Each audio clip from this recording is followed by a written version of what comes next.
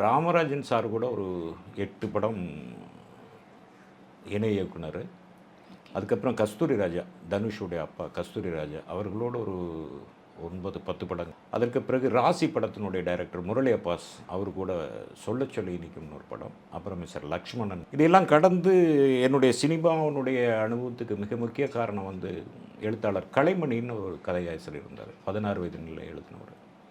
அவர் கூட ஏறக்குறைய ஒரு 30, 35 படங்களுக்கு நான் கூடவே இருந்து கதை விவாதங்களில் அவர் சொல்ல சொல்ல நான் எழுதுறது. கதாசிரியராக இருந்தீங்களா? கதாசிரியர் இல்லை, அவருக்கு உதவியாளராக இருந்தேன். உதவியாளராக. அதற்கு பிறகு 2008 ஒரு படம் இயக்குவதற்கான ஒரு வாய்ப்பு. சாமுண்டி சித்ரான்னு ஒரு நிறுவனம், அவங்களுக்காக இனி வரும் காலம்னு ஒரு படம் இயக்குனேன். ஒரு நல்ல கதையம்சமும் அந்த காலத்துக்கேற்ற ஒரு நல்ல கதையை உள்ள ஒரு படம். அது வியாபார ரீதியாக மிகப்பெரிய வெற்றி இல்லைன்னா கூட அனைத்து பத்திரிகைகளும் அந்த கதையை